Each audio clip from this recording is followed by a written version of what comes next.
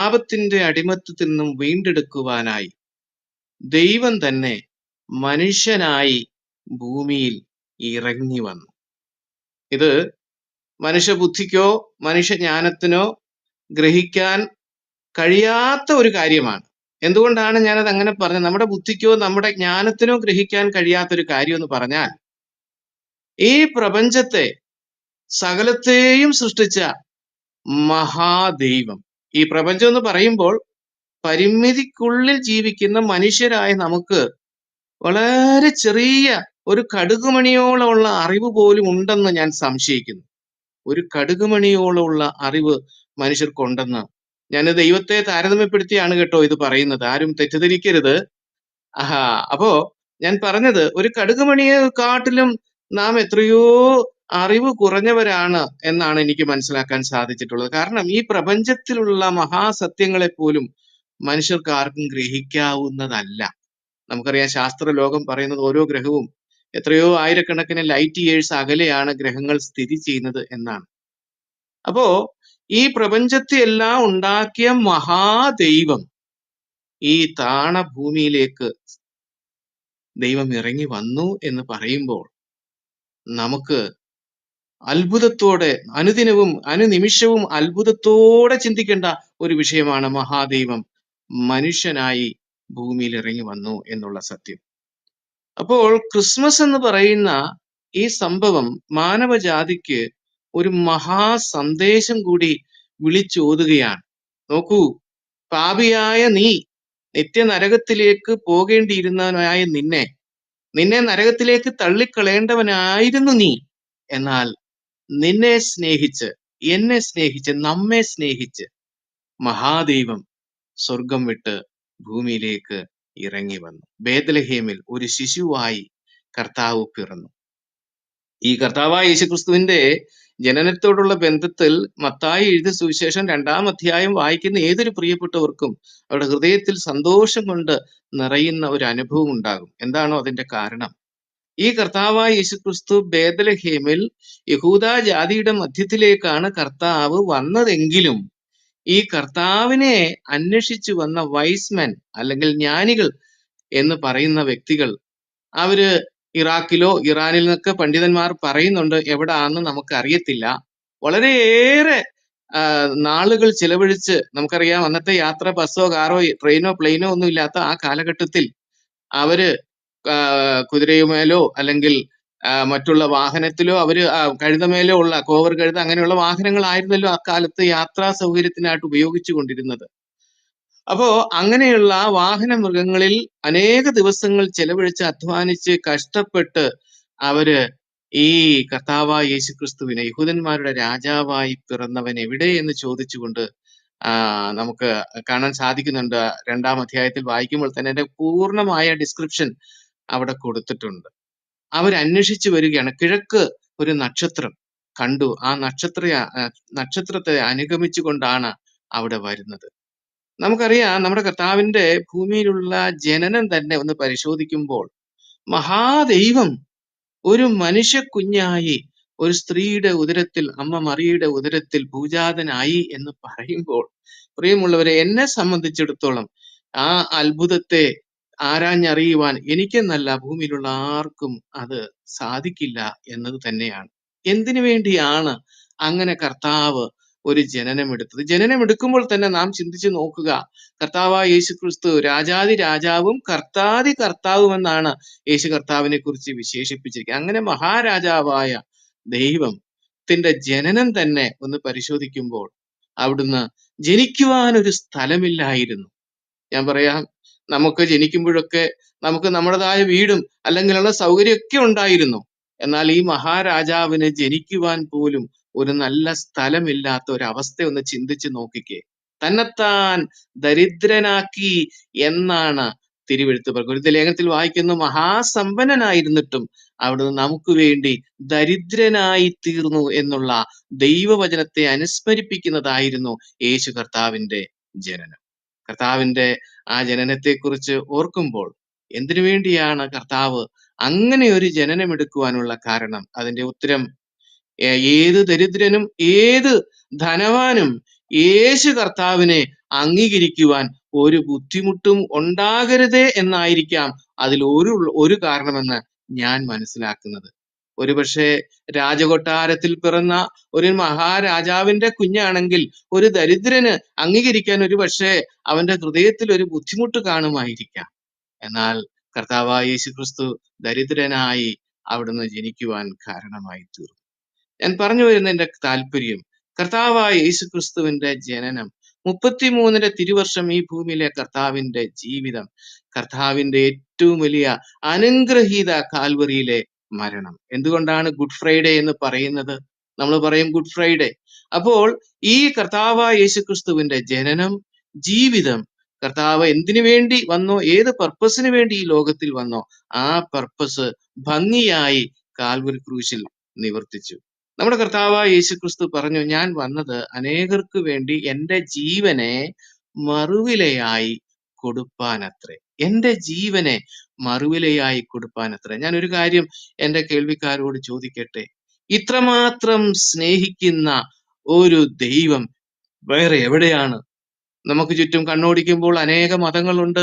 നമ്മളിപ്പോ സംസാരിച്ചു, നിസു എന്ന വ്യക്തിയോട് സംസാരിച്ചു. അള്ളാഹു എന്ന് പറഞ്ഞ ഒരു ദൈവത്തെ ആരും കണ്ടിട്ടില്ല. ആ അന്ത്യപ്രവാചകൻ എന്ന് പറയുന്ന ഒരാൾ ഇവിടെ എഴുന്നേറ്റ് വന്നു. ആ ആള് പോലും കണ്ടിട്ടില്ല. എന്നാൽ ദൈവം മനുഷ്യനായി ഈ ഭൂമിയിലേക്ക് ഇറങ്ങി വന്ന് തന്നെ തന്നെ മനുഷ്യർക്ക് കർത്താവ് കാണിച്ചു, തന്നെ കാണിച്ചു. ദൈവം മനുഷ്യനായി ഭൂമിയിൽ വന്നു.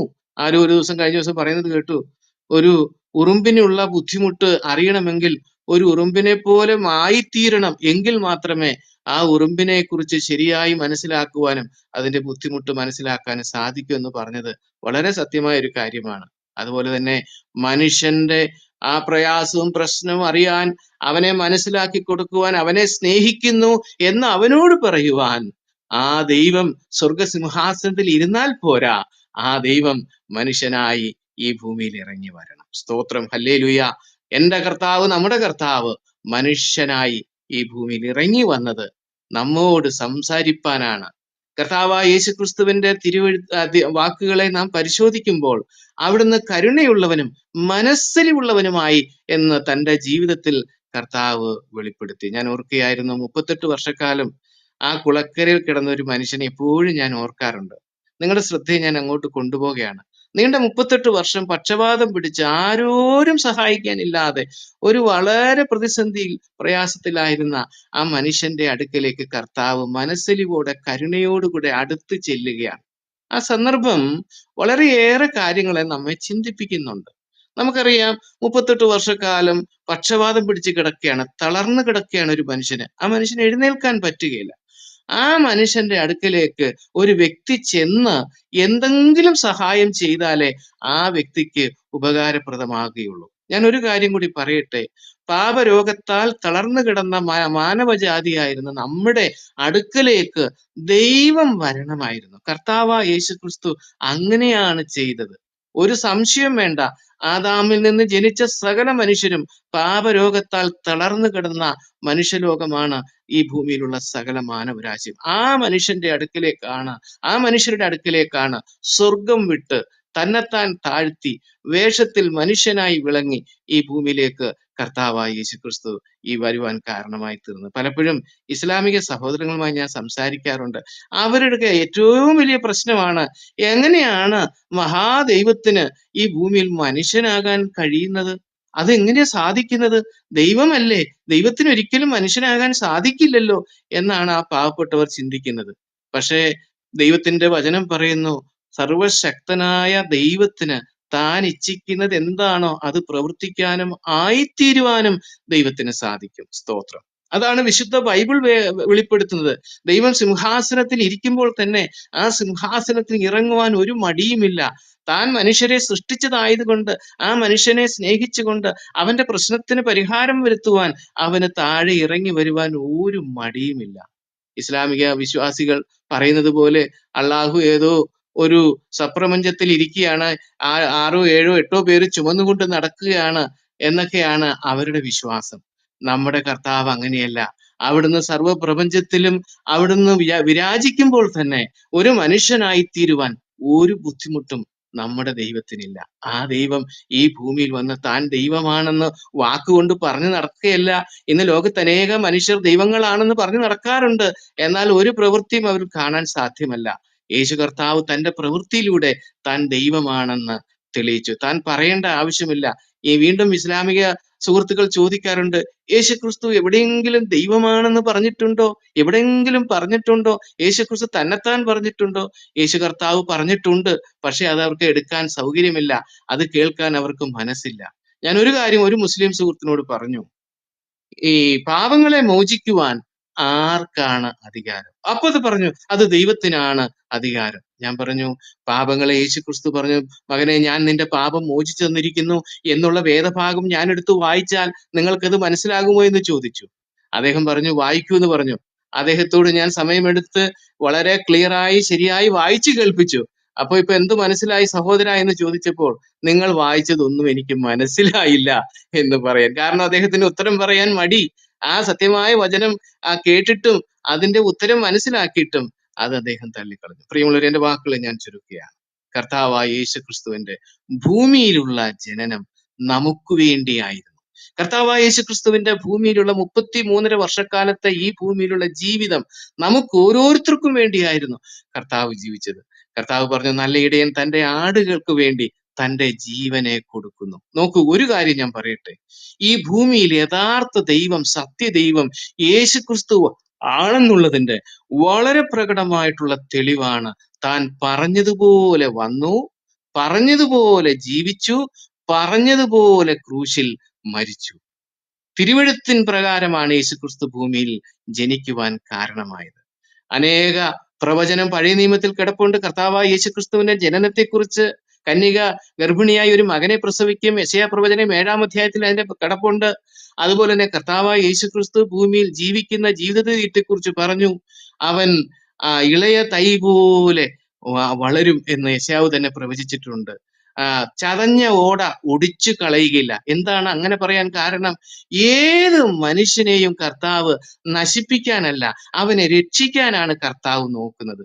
നോക്കണേ, എല്ലാ മനുഷ്യരും രക്ഷ പ്രാപിപ്പാനാണ് സത്യദൈവം ആഗ്രഹിക്കുന്നത്. അതുകൊണ്ടാണ് കർത്താവ് ഭൂമിയിൽ വന്ന് താൻ പറഞ്ഞതുപോലെ കാൽവറി ക്രൂശിൽ തന്റെ ജീവനെ പാപത്തിന് മറുവിലയായി പാപികൾക്ക് വേണ്ടി തന്നെത്താൻ ഏൽപ്പിച്ചു കൊടുത്ത ഒരു കർത്താവാണ് യേശുക്രിസ്തു. ഈ കർത്താവിനെ വിശ്വസിക്കുവാൻ ലഭിച്ചവർക്കായി ഞാൻ കർത്താവിനെ അതിയായി സ്തുതിക്കുന്നു, സ്തോത്രം ചെയ്യുന്നു. വരും ദിവസങ്ങളിൽ ഈ സന്ദേശം അനേകരിലേക്ക് പകരുവാൻ ദൈവം നമ്മെ ഇടയാക്കട്ടെ. അതിനൊരു പാത്രമായി ദൈവം നമ്മെ ഉപയോഗിക്കട്ടെ എന്ന് പറഞ്ഞുകൊണ്ട് എന്റെ വാക്കുകളെ ചുരുക്കുന്നു. ദൈവനാമം ഇന്നും എന്നും മഹത്വപ്പെടുമാറാകട്ടെ. Thank you.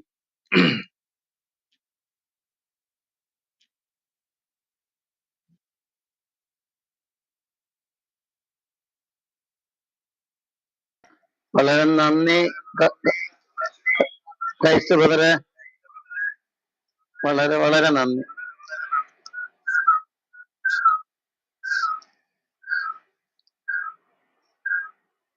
ടെക്കു ബ്രദറെ, അച്ഛാ പറഞ്ഞോ, എന്തുണ്ട്?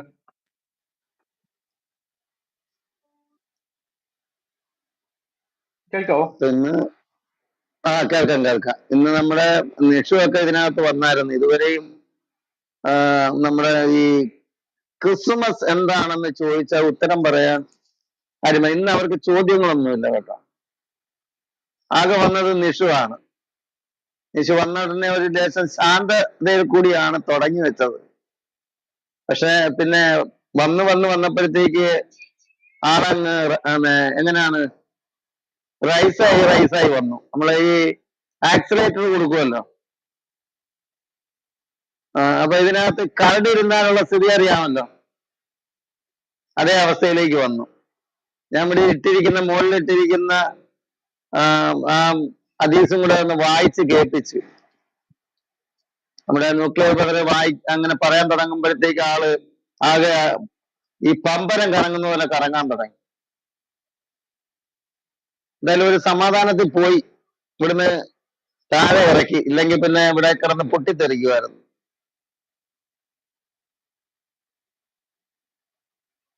എന്താണ് ക്രിസ്മസിനെ കുറിച്ച് പറയാം? ഇന്ന് എന്താണ് ഈ ഇസ്ലാം വിശ്വാസികൾ ആരും ഒന്ന് നമ്മുടെ അടുത്ത് ചോദ്യം ചോദിക്കാൻ വരാത്തത്? ബദറെ, വരും ചായ, നമ്മളൊരു വിഷയം ഇട്ട് കഴിഞ്ഞാൽ ചോദ്യം ചോദിക്കാൻ പറ്റത്തില്ല. ഒരാളും വരുന്നില്ല ചോദ്യം ചോദിക്കാൻ. വരും വരും. ആർക്കെങ്കിലും എന്തെങ്കിലും ചോദ്യങ്ങളൊക്കെ ഉണ്ടെങ്കിൽ യാ വരും. താഴെ ആരെങ്കിലും ഡിസ്കഷനിൽ പങ്കാളികളാകാൻ താല്പര്യം ഉണ്ടെങ്കിൽ കയറി വരിക. ആരെങ്കിലും ഉണ്ടോ താഴെ? ഓ യാ, നഹാസ് ബ്രദർ ഫ്രീ ആണെങ്കിൽ വരൂ, മുകളിലോട്ട് വരൂ. ഞാൻ നഹാസിനെ മാത്രമേ കാണുന്നുള്ളൂ, വേറെ ആരും കാണുന്നില്ല. യാ, ക്രിസ്മസിനെ കുറിച്ച് സംസാരിക്കുന്നത് ഒത്തിരി ഇന്നത്തെ ഒരു വളരെ സന്ദർഭോചിതമായിട്ടുള്ള ഒരു ഒരു കാര്യമാണ്.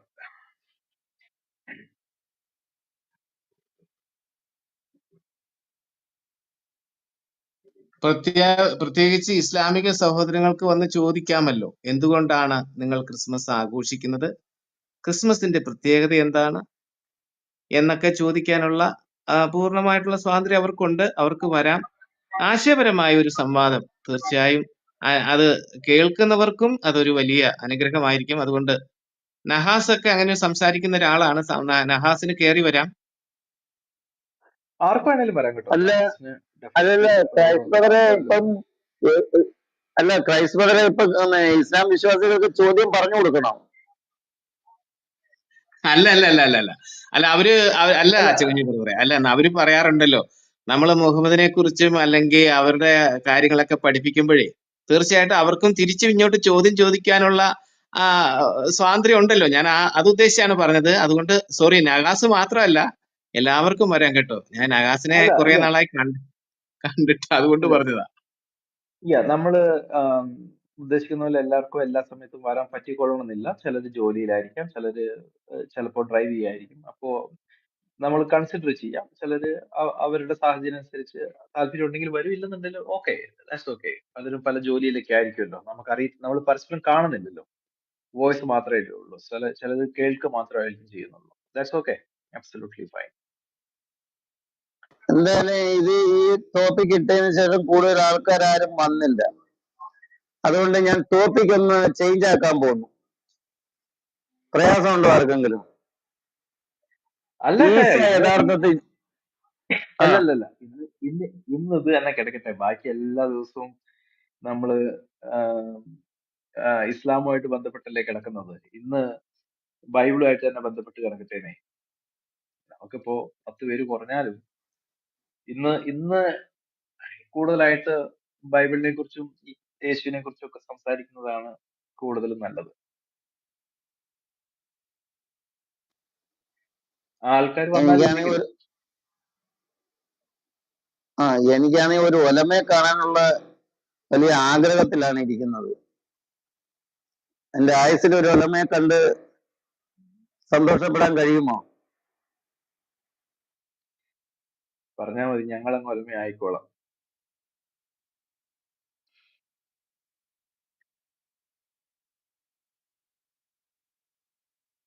അല്ല, ഒലമാക്കളെല്ലാം ഈ യൂട്യൂബിൽ കിടന്ന് പ്രസംഗിക്കും. ഏതെങ്കിലും ഒരു ഒലമയെ ഇങ്ങോട്ട് കൊണ്ടുവന്നിരുന്നെങ്കിൽ നമുക്ക് കാര്യവിവരങ്ങളൊക്കെ ചോദിച്ച് പഠിക്കാമായിരുന്നു.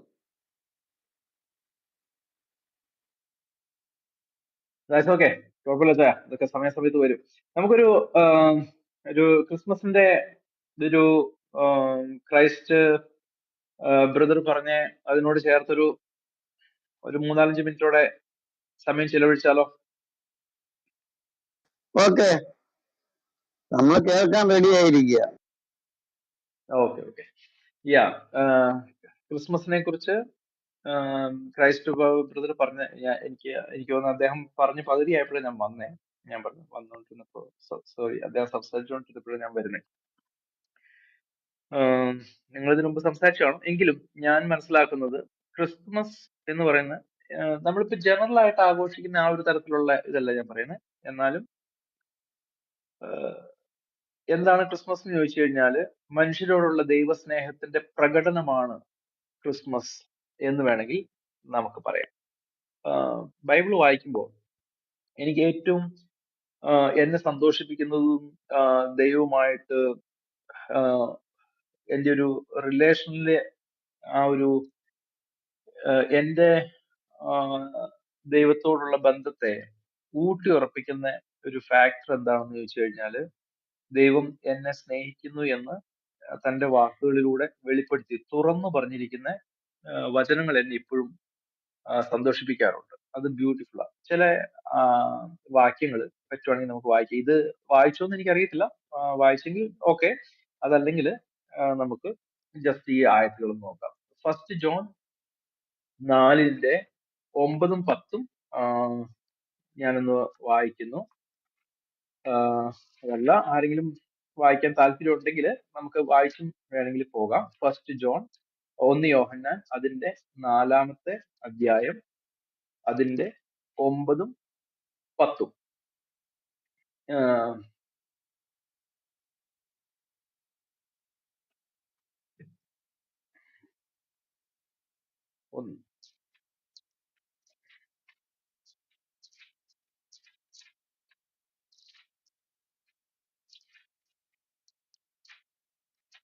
ഓക്കെ, 1 യോഹന്നാൻ 4:9-10. ദൈവം തന്റെ ഏകജാതനായ പുത്രനെ നാം അവനാൽ ജീവിക്കേണ്ടതിന് ലോകത്തിലേക്ക് അയച്ചു എന്നുള്ളതിനാൽ ദൈവത്തിന് നമ്മോടുള്ള സ്നേഹം പ്രത്യക്ഷമായി.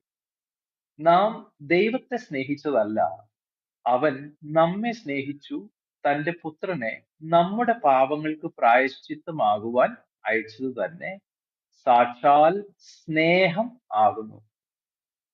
പ്രിയമുള്ളവരെ, ദൈവം നമ്മെ ഇങ്ങനെ സ്നേഹിച്ചു എങ്കിൽ നാമും അന്യോന്യം സ്നേഹിക്കേണ്ടതാകുന്നു. ദൈവത്തെ ആരും ഒരു നാളും കണ്ടിട്ടില്ല. നാം അന്യോന്യം സ്നേഹിക്കുന്നുവെങ്കിൽ ദൈവം നമ്മിൽ വസിക്കുന്നു, അവന്റെ സ്നേഹം നമ്മിൽ തികഞ്ഞുമിരിക്കുന്നു. നാം അവനിലും അവൻ നമ്മിലും വസിക്കുന്നു എന്ന് അവൻ തന്റെ ആത്മാവിനെ തന്നതിനാൽ നാം അറിയുന്നു. പിതാവ് പുത്രനെ ലോകരക്ഷിതാവായിട്ട് അയച്ചിരിക്കുന്നു എന്ന് ഞങ്ങൾ കണ്ട് സാക്ഷ്യം പറയുന്നു. യേശു ദൈവപുത്രൻ എന്ന് സ്വീകരിക്കുന്നവരിൽ ദൈവവും അവൻ ദൈവത്തിലും വസിക്കുന്നു. ഇങ്ങനെ ദൈവത്തിന് നമ്മോടുള്ള സ്നേഹത്തെ നാം അറിഞ്ഞും വിശ്വസിച്ചുമിരിക്കുന്നു. ദൈവം സ്നേഹം തന്നെ. സ്നേഹത്തിൽ വസിക്കുന്നവൻ ദൈവത്തിൽ വസിക്കുന്നു, ദൈവം അവനിലും വസിക്കുന്നു. ഈ വചനങ്ങളാൽ ദൈവം നമ്മെ അനുഗ്രഹിക്കട്ടെ. ഈ ക്രിസ്മസിന്റെ ചിന്തയോടുള്ള ബന്ധത്തിലാണ് ഞാൻ ഈ ഭാഗം വായിച്ചത്. നമുക്കെല്ലാവർക്കും മനോഹരമായിട്ടുള്ള ഒരു കാര്യം എന്താണെന്ന് വെച്ച് കഴിഞ്ഞാല്, കാലാകാലങ്ങളിൽ ആദിമകാലം തൊട്ട് തന്നെ സമയാസമയത്ത് അല്ല, ഓരോ കാലഘട്ടങ്ങളിലും ദൈവം മനുഷ്യരോട് സംസാരിച്ചുകൊണ്ടിരിക്കുന്നു എന്നുള്ളതാണ് ഏറ്റവും നല്ലൊരു കാര്യം. ദൈവം മനുഷ്യനെ സൃഷ്ടിച്ച് അങ്ങനെ അങ്ങ് വിട്ടു എന്നുള്ളതല്ല. ദൈവം തന്റെ സൃഷ്ടി നടത്തിയതിനു ശേഷം ആ സൃഷ്ടിയുമായിട്ട് ഒരു റിലേഷൻ കീപ്പ് ചെയ്തു. അവരോട് സംസാരിക്കുകയും അവരുടെ അടുത്ത് വരികയും അവരെ തന്നോട് ചേർക്കുകയും ഇങ്ങനെയുള്ള ഒരു ഒരു റിലേഷൻ.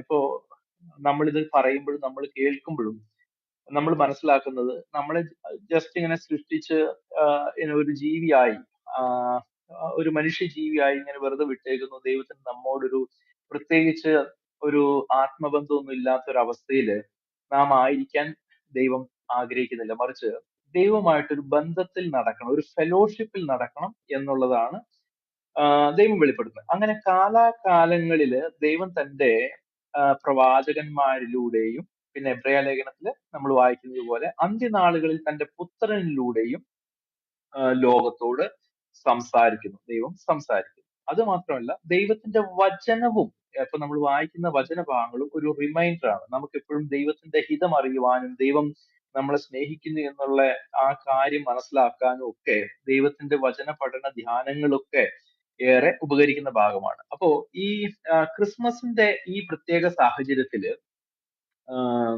നമ്മള് എന്താണ് മനസ്സിലാക്കണം? എന്താണ് ക്രിസ്മസ്? ക്രിസ്മസ് എന്ന് പറഞ്ഞാൽ ആഹ് ഞാൻ അതിന്റെ ഒരു ഡെഫിനിഷൻ ആയിട്ട് പറയുകയല്ല, എങ്കിലും ദൈവത്തിന് എന്നോടും അല്ലെങ്കിൽ നമ്മൾ ഓരോരുത്തരോടും ഉള്ള ആ സ്നേഹത്തിന്റെ നിറവ് പ്രകടമായി കാണുന്നത് ക്രിസ്തുവിലാണ്. ഇനി നമ്മൾ വായിച്ച ഓരോ ഭാഗങ്ങളും ഓരോ ഓരോരോ സ്റ്റെപ്പും അല്ലെങ്കിൽ ഓരോരോ വാക്യവും നമ്മൾ സ്റ്റെപ്പ് ബൈ സ്റ്റെപ്പ് ആയിട്ട് പഠിക്കാൻ എന്നുള്ളതല്ല, ഒന്ന് ധ്യാനിക്കാനായിട്ട് പോകുന്നു.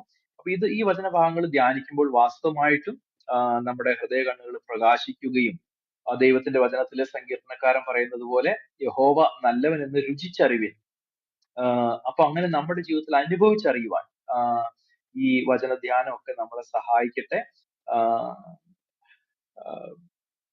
അതിനായിട്ട് ഞാൻ നിങ്ങളെ കൂടെ ക്ഷണിക്കുകയാണ്. അതിന്റെ 9 നമ്മൾ വായിച്ചു. ദൈവം തന്റെ ഏകജാതനായ പുത്രനെ, ഞാൻ ഒരു ആമുഖ ഭാഗമായിട്ട് ഈ ഒരു പാസേജിനെ കുറിച്ച് ജസ്റ്റ് ഒന്ന് പറയാം. ബൈബിളില് പല പാസേജസ് ട്രിനിറ്റേറിയൻ പാസേജസ് ഉണ്ട്. ഇപ്പോ നമ്മൾ ദൈവം എന്ന് പറയുമ്പോൾ ആ ദൈവം തന്നെത്താൻ പിതാവും പുത്രനും പരിശുദ്ധാത്മാവുമായിട്ട് പ്രകടമാക്കി കാണിക്കുന്ന ഭാഗങ്ങളുണ്ട്. അതിനെയാണ് ബേസിക്കലി ട്രിനിറ്റേറിയൻ പാസേജസ് എന്ന് പറയുന്നത്. അപ്പൊ അങ്ങനെ ട്രിനിറ്റേറിയൻ പാസേജിലെ ഒരു പാസേജ് ഇതാണ്.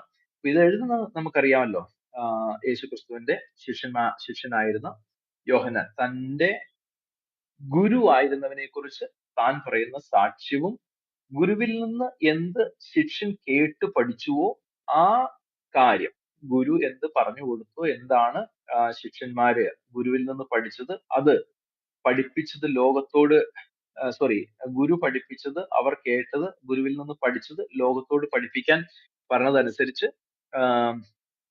ശിഷ്യന്മാര് അങ്ങനെ ചെയ്തതിന്റെ ഒരു പ്രതിഫലനം കൂടിയാണ് ഈ ലേഖനം എന്ന് നമുക്ക് മനസ്സിലാക്കാം. അപ്പോ ഈ ട്രിനിറ്റേറിയൻ പാസേജിനകത്ത് എങ്ങനെയാണ് ദൈവം അല്ലെങ്കിൽ പിതാവ് പുത്ര പരിശുദ്ധാത്മാവ് ഒരു മനുഷ്യൻ എന്ന ഒരു വ്യക്തിയുമായിട്ട് ഇത്രമാത്രം ആഴമായ ഒരു ബന്ധത്തിലോട്ട് കടന്നു വരുന്നത് എങ്ങനെയാണെന്ന് നമുക്ക് മനസ്സിലാക്കാനായിട്ട് പറ്റും. അപ്പോ ദൈവം തന്റെ ഏകജാതനായ പുത്രനെ അവനാൽ ജീവിക്കേണ്ടതിന് ലോകത്തിലേക്ക് അയച്ചു എന്നുള്ളതിനാൽ ദൈവത്തിന് നമ്മോടുള്ള സ്നേഹം പ്രത്യക്ഷമായി. വളരെ ബ്യൂട്ടിഫുൾ, അല്ലെങ്കിൽ ഇതിന്റെ ഡെപ്ത് എന്ന് പറഞ്ഞു കഴിഞ്ഞാല് നമ്മൾ പറയത്തില്ലേ, ഇതൊരു വെയിറ്റ് ഉള്ള പാസേജ് ആണ്.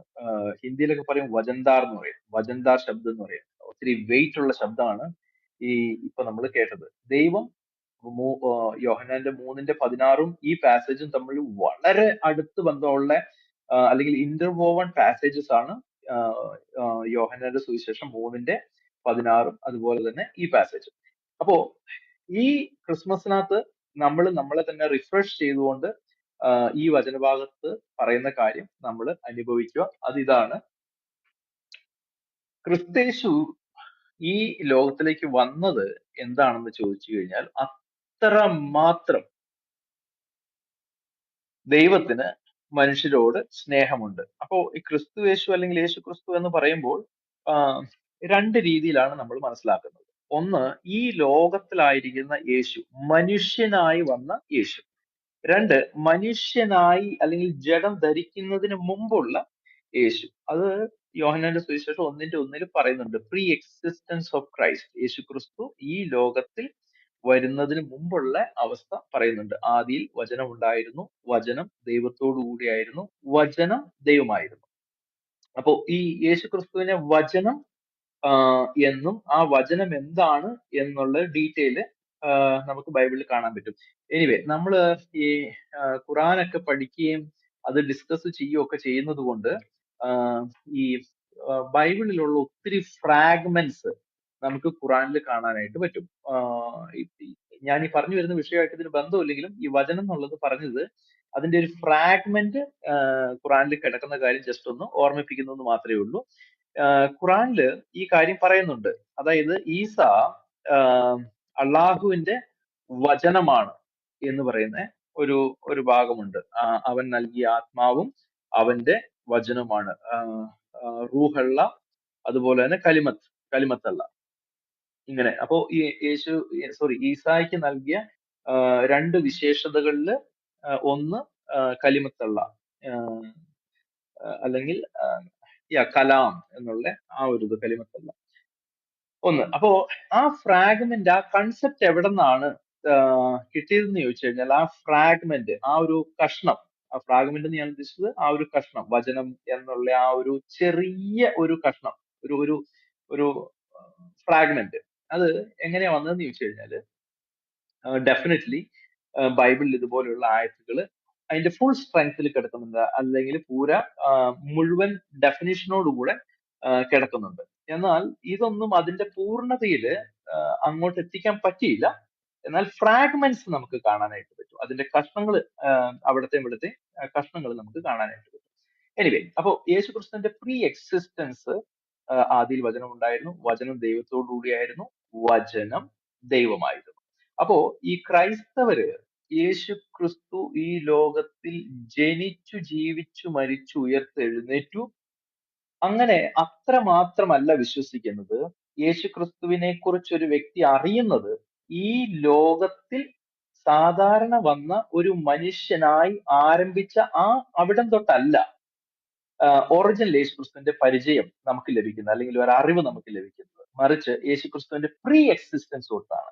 ആരാണ് ഇവിടെ വന്നത്, ആരാണ് ശിശുവായിട്ട് ജനിച്ചത്, അതറിയണം. എങ്കിൽ മാത്രമേ നമുക്ക് ക്രിസ്തു വന്നതിന്റെ ഉദ്ദേശവും ക്രിസ്തുവിലൂടെ സാധ്യമാകുന്ന നിത്യജീവനെ കുറിച്ചും മനസ്സിലാകത്തുള്ളൂ. അതല്ലെങ്കിൽ അത് ആ ഒരു പ്രീ എക്സിസ്റ്റൻസിനെ കുറിച്ച് സ്റ്റഡി ചെയ്യാതിരുന്നാൽ, ഇനി ക്രൈസ്തവരായാൽ പോലും യേശുവിനെ കേവലം ഒരു പ്രവാചകനോ, കേവലം ഒരു നല്ല ഗുരുവോ, കേവലം ഒരു നല്ല മനുഷ്യനോ ആയി കണ്ട് അവിടം കൊണ്ട് തീരും. വേറെ ഏത് പ്രവാചകന്മാരെ പോലെയും മാത്രമാണ് യേശു എന്ന് പറഞ്ഞ് അവസാനിപ്പിക്കുന്ന സ്ഥിതി വരാനുള്ള സാധ്യതയുണ്ട്. അതുകൊണ്ടാണ് നമുക്ക് യേശുവിന്റെ പ്രീ എക്സിസ്റ്റൻസിനെ കുറിച്ച് നമുക്ക് പഠിക്കണം എന്നുള്ളത് വളരെ ഇമ്പോർട്ടന്റ്. അപ്പോ ഒന്നിന്റെ ഒന്നിന് നമ്മൾ കണ്ടു, അവൻ വചനമായിരുന്നു, വചനം ദൈവത്തോടുകയായിരുന്നു, വചനം ദൈവമായിരുന്നു. ഇനി അതിന്റെ മൂന്നാമത്തെ ആയത്തിലേക്ക് വരുമ്പോഴത്തേക്കും, ഈ വചനത്താലാണ് സകലതും സൃഷ്ടിക്കപ്പെട്ടത് എന്ന് നമുക്ക് കാണുന്നു. 14 വരുമ്പോഴത്തേക്കും വചനം ജഡമായി തീർന്നു. അതാണ് ക്രിസ്മസ്. അപ്പോ വചനം ദൈവമായിരുന്നു എന്ന് പറയുന്നു, ആ വചനം ജഡമായി തീർന്നു എന്ന് പറയുന്നു. അപ്പോ ഗോഡ് ബിക്കെയിം മാൻ എന്ന് വെച്ചാൽ അതിന്റെ പൂർണ്ണതയിലല്ല, വചനം പുത്രനായവൻ ജഡം ധരിച്ച് ഈ ലോകത്തിൽ വന്നു. ഇനി അതിന്റെ ഉദ്ദേശ കാര്യങ്ങളെ കുറിച്ച് ഞാനിപ്പോൾ പോകുന്നില്ല. അപ്പോ നമുക്ക് ആ സബ്ജക്റ്റിൽ മാത്രം ഒതുങ്ങി നിൽക്കുന്നതെന്ന്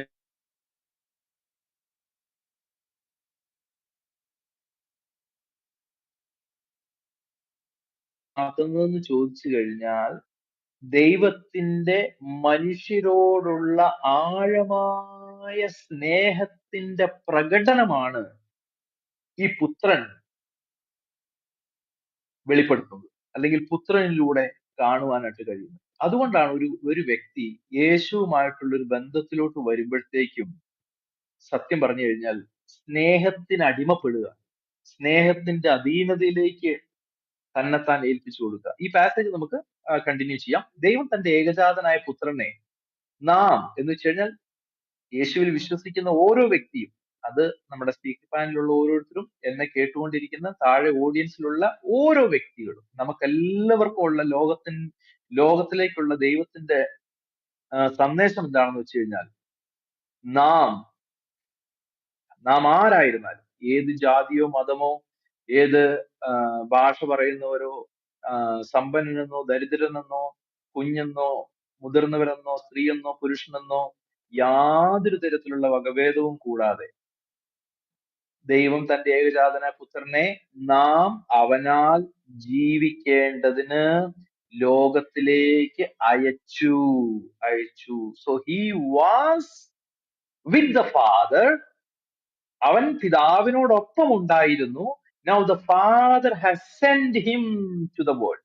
അപ്പോ പിതാവ് പുത്രനെ ഈ ഭൂമിയിലേക്ക് അയച്ചു. അതാണ് ക്രിസ്മസ്. അപ്പൊ ഇതുപോലെ തന്നെ ഈ യേശു പിതാവിനോട് സംസാരിക്കുമ്പോഴൊക്കെ ഈ കാര്യം പറയുന്നുണ്ട്. നീ എന്നെ അയച്ച ഏത് പ്രവൃത്തി ചെയ്യാൻ അയച്ചിരിക്കുന്നോ ഞാൻ അത് പൂർത്തീകരിച്ചു. ഞാൻ എന്നെ നീ എന്തിനാണോ അയച്ചത് ഇങ്ങനെയുള്ള കാര്യങ്ങൾ അറിയാം. ഇതെല്ലാം വേറെ ആയതുകൊണ്ട് ഞാൻ ഡീറ്റെയിലോട്ട് പോകുന്നില്ല. എങ്കിലും ഇവിടെ ഈ പറഞ്ഞ കാര്യം ഒന്ന് സ്ട്രെസ് ചെയ്തെന്ന് മാത്രമേ ഉള്ളൂ.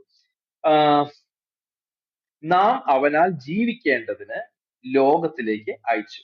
അതുകൊണ്ടാണ് യേശു ക്രിസ്തു പറയുന്നത്, എന്നിൽ വിശ്വസിക്കുന്നവൻ ഞാൻ മുഖാന്തരം ജീവിക്കും, എന്നിൽ വിശ്വസിക്കുന്നവൻ മരിച്ചാലും ജീവിക്കും, എന്നിൽ വിശ്വസിക്കുന്നവന് നിത്യജീവനുണ്ട്, എന്നിൽ വിശ്വസിക്കുന്നവന് നിത്യരക്ഷയുണ്ട്. ഇങ്ങനെയുള്ള ശബ്ദങ്ങളൊക്കെ യേശുക്രിസ്തു പറയാനുള്ള കാരണം ഈ ഭയങ്കരമായ വെളിപ്പെടുത്തലാണ്. യേശു പറഞ്ഞ വാക്യം നിങ്ങൾക്ക് ഓർക്കുന്നുണ്ടല്ലോ, ഞാൻ ലോകത്തിന്റെ വെളിച്ചമാകുന്നു, എന്നിൽ കൂടി അല്ലാതെ ആർക്കും പിതാവിന്റെ അടുക്കൽ എത്തുവാനായിട്ട് സാധ്യമല്ല. പറഞ്ഞു, ഞാൻ ലോകത്തിന്റെ വെളിച്ചമാണ്, എന്റെ അടുക്കലേക്ക് വരുന്നവൻ അവൻ നിത്യജീവന്റെ പ്രകാശം ലഭിക്കും. I am the light of the world, whoever follows me shall not wander in darkness. Okay, ഈ ആയത്തിലോട്ട് തന്നെ ഫോക്കസ്. തന്റെ നാം ആ ദൈവത്തെ നാം അവനാൽ ജീവിക്കേണ്ടതിന് ലോകത്തിലേക്ക് അയച്ചു എന്നുള്ളതിനാൽ ദൈവത്തിന് നമ്മോടുള്ള സ്നേഹം പ്രത്യക്ഷമായി. അപ്പോ ആഹ് ഇവിടെ ഈ റൂമിൽ കേൾക്കുന്ന ഓരോരുത്തരും നമ്മളെല്ലാം മനസ്സിലാക്കേണ്ട ഒരു കാര്യമുണ്ട്. ദൈവം നമ്മളെ ആഴമായി സ്നേഹിച്ചു. ആ സ്നേഹത്തിന്റെ പ്രകടനമാണ് യേശുക്രിസ്തുവിന്റെ ജനനം, അതല്ലെങ്കിൽ ക്രിസ്മസ് എന്ന് വേണമെങ്കിൽ പറയാം. അടുത്ത വാക്യം, നാം ദൈവത്തെ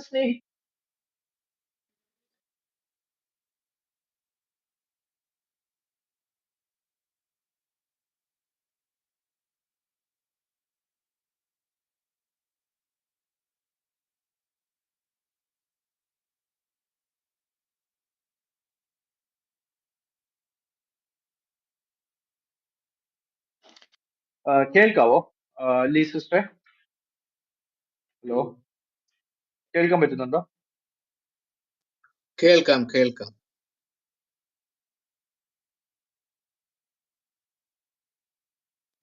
കേൾക്കാം ബ്രദറെ, പറഞ്ഞോളൂ യൂക്യൂബ് ബ്രദറെ. ഓക്കെ ഓക്കെ, ഒരു ഫോൺ വന്നായിരുന്നു, അതുകൊണ്ടാണ്. നാം ദൈവത്തെ സ്നേഹിച്ചതല്ല, അവൻ നമ്മെ സ്നേഹിച്ചു, തന്റെ പുത്രനെ നമ്മുടെ പാപങ്ങൾക്ക് പ്രായശ്ചിത്തമാകുവാൻ അയച്ചത് തന്നെ സാക്ഷാൽ സ്നേഹമാകുന്നു. സി, രണ്ട് കാര്യങ്ങളാണ് ഞാൻ ഇതിൽ നിന്ന് മനസ്സിലാക്കുന്നത്. ഒന്ന്, നമ്മുടെ രക്ഷയ്ക്ക് വേണ്ടി, പാപത്തിൽ നിന്നുള്ള വിടുതലിന് വേണ്ടി മനുഷ്യൻ ഒരു പോംവഴി കണ്ടെത്തുക എന്നുള്ളത് അസാധ്യമാണ്. കാരണം വെച്ചാൽ നാം പാപിയായിരിക്കെ പാപത്തിൽ നിന്നുള്ള ഒരു വിടുതൽ നമ്മുടെ സൈഡിൽ നിന്ന് അതിന്റെ പൂർണ്ണതയിൽ കണ്ടെത്തുക എന്നുള്ളത് അസാധ്യമാണ്. ഓക്കെ, ഞാൻ ഒത്തിരി കഷ്ടപ്പെട്ട്, ഞാൻ ഒത്തിരി അധ്വാനിച്ച്, അല്ലെങ്കിൽ ഞാൻ ഒത്തിരി അന്വേഷിച്ച് അവസാനം ഞാൻ ദൈവത്തെ കണ്ടെത്തി എന്നല്ല. മറിച്ച് യേശുക്രിസ്തു വെളിപ്പെടുത്തുന്ന ഒരു കാര്യമുണ്ട്. ലൂക്കോസിന്റെ സുവിശേഷം 19:10 മനുഷ്യപുത്രൻ കാണാതെ പോയതിനെ തിരഞ്ഞ് അതിനെ രക്ഷിക്കേണ്ടതിന് വേണ്ടിയിട്ടാണ് ഈ ലോകത്തിലേക്ക് വന്നത് എന്ന് പറയുന്നു. അപ്പൊ രണ്ട് കാര്യങ്ങളാണ് ഇവിടെ വെളിപ്പെടുത്തുന്നത്. ഒന്ന്, മനുഷ്യൻ പാപത്തിൽ നഷ്ടപ്പെട്ടവനായിരുന്നു, അല്ലെങ്കിൽ റോമാലേഖനത്തിൽ നമ്മൾ വായിക്കുന്നത് പോലെ മനുഷ്യൻ പാപം ചെയ്ത് ദൈവ മഹത്വത്തിൽ നിന്ന്, ദൈവ സന്നിധിയിൽ നിന്ന് അകന്നുപോയി. പാപമാണ് മനുഷ്യനെ ദൈവത്തിൽ നിന്ന് അകറ്റുന്ന ഫാക്ടർ. മനുഷ്യനും ദൈവത്തിനും ഇടയിൽ ഗ്യാപ്പ് സൃഷ്ടിക്കുന്ന ഫാക്ടർ എന്താണെന്ന് ചോദിച്ചു കഴിഞ്ഞാൽ അത് പാപമാണ്. അപ്പോൾ ആ പാപം മുഖാന്തരം നാം ലോകത്തിൽ നിന്ന് അകന്നുപോയി, അല്ലെങ്കിൽ നാം തെറ്റിപ്പോയി, നാം വഴിതെറ്റിപ്പോയി. നാം ദൈവത്തെ വഴിതെറ്റി നടക്കുന്ന നമ്മൾ എങ്ങനെയെങ്കിലും ദൈവത്തെ അന്വേഷിച്ച് കണ്ടുപിടിച്ചു എന്നല്ല, മറിച്ച് വഴിതെറ്റിപ്പോയ നമ്മളെ ദൈവം അന്വേഷിച്ചു വരുന്ന ആ അത്ഭുത ദൈവസ്നേഹമാണ് ക്രിസ്തുവിലൂടെ നമുക്ക് കാണാനായിട്ട് പറ്റുന്നത്. അപ്പോ ഈ വാക്യം ഞാൻ ജസ്റ്റ് ഒന്നുകൂടെ വായിക്കുന്നു. എനിക്കറിയാം സമയം ഒത്തിരി ഉണ്ടെന്നുള്ളത്. ഇൻ കേസ് ഞാൻ നിർത്തണമെങ്കിൽ നമ്മൾ ജസ്റ്റ് ഒന്ന് ബ്ലിങ്ക് ചെയ്താൽ മതി, വേറെ വിഷയങ്ങളിലോട്ട് പോകണമെങ്കിൽ. അതല്ലെങ്കിൽ ഞാൻ കണ്ടിന്യൂ ചെയ്യാം. നാം ദൈവത്തെ സ്നേഹിച്ചതല്ല, അവൻ നമ്മെ സ്നേഹിച്ച് തന്റെ പുത്രനെ നമ്മുടെ പാപങ്ങൾക്ക് പ്രായശ്ചിത്തമാകുവാൻ അയച്ചത് തന്നെ സാക്ഷാൽ സ്നേഹമാകുന്നു. അപ്പോ ദൈവത്തിന്റെ സൈഡിൽ നിന്ന് ദൈവം തന്റെ സ്നേഹത്തെ ക്രിസ്തുവിനെ ഈ ലോകത്തിലേക്ക് അയച്ചത് മുഖാന്തരം ദൈവം വെളിപ്പെടുത്തി. അതിനോട് നമ്മൾ എങ്ങനെ റെസ്പോണ്ട് ചെയ്യുന്നു എന്നുള്ളത് നമ്മുടെ കാര്യമാണ്. നമുക്കത് സ്വീകരിക്കാം, നമുക്കത് സ്വീകരിക്കാതിരിക്കാം. നമ്മളെ ആരും ദൈവം നിർബന്ധിച്ച് എന്താ പറയുന്നേ, നീ ക്രിസ്തുവിൽ വിശ്വസിച്ചേ പറ്റത്തുള്ളൂ എന്നൊന്നും പറഞ്ഞ് നമ്മുടെ പുറകെ നടക്കുന്നില്ല. യേശു ക്രിസ്തു പറയുന്നത്, അധ്വാനിക്കുന്നവരും ഭാരം ചുമക്കുന്നവരും ആയ ഏവരുമേ എന്റെ അടുക്കിലേക്ക് വരുവിൻ, ഞാൻ നിങ്ങൾക്ക് സമാധാനം നൽകാം, ഞാൻ നിങ്ങളെ ആശ്വസിപ്പിക്കാം എന്നുള്ള ഒരു ഒരു സ്നേഹസാന്ദ്രമായ ഒരു ഒരു ഇൻവിറ്റേഷൻ ആണ് നൽകുന്നത് അവനിലേക്ക് വരുന്നവർ. അത് യേശുക്രിസ്തുവിന്റെ ജീവിതകാലത്തും അങ്ങനെ തന്നെയാണ്. അതിനുശേഷം യേശുവിന്റെ ശിഷ്യന്മാർ ഈ ലോകത്തോട് ഉപദേശിച്ചതും അത് തന്നെയാണ്. ഇന്ന് ഇത് പറയുമ്പോഴും സന്ദേശം അങ്ങനെ തന്നെയാണ്. നമുക്ക് ആരെയും നിർബന്ധിക്കാനോ അതിന് സാധ്യമല്ല, അതിന്റെ ആവശ്യവുമില്ല. എന്നാൽ ഒരു ഓപ്പൺ ഇൻവിറ്റേഷൻ ദൈവത്തിന്റെ സൈഡിൽ നിന്ന് പറയാണ്. ക്രിസ്തുവിനെ ഈ ലോകത്തിലേക്ക് നൽകിയത് മുഖാന്തരം, അല്ലെങ്കിൽ ക്രിസ്തുമസ് മുഖാന്തരം എന്താണ് ദൈവം ചെയ്തതെന്ന് ചോദിച്ചു കഴിഞ്ഞാൽ, ദൈവം നമ്മെ ഓരോരുത്തരെയും സ്നേഹിക്കുന്നുണ്ട് എന്ന് വ്യക്തമായിട്ട് വെളിപ്പെടുത്തി. ഒരു വഴിയും നമുക്ക് വേണ്ടി ഒരുക്കി. കാരണം നാം പാപത്തിൽ നിന്ന് വിടുതൽ പ്രാപിച്ച് ദൈവവുമായിട്ട് രമ്യതയിലേക്ക് പോകുവാൻ നമുക്ക് ഒരു വഴി ദൈവം നമുക്ക് വേണ്ടി തുറന്നു തന്നു. അതാണ് ക്രിസ്തു. അതിനോട് നമുക്ക് എങ്ങനെ റെസ്പോണ്ട് ചെയ്യണം? നമുക്ക് റെസിസ്റ്റ് ചെയ്യാം. വേണ്ട എനിക്കിതൊന്നും വേണ്ട, എനിക്ക് അങ്ങനെ ചിന്തിക്കേണ്ട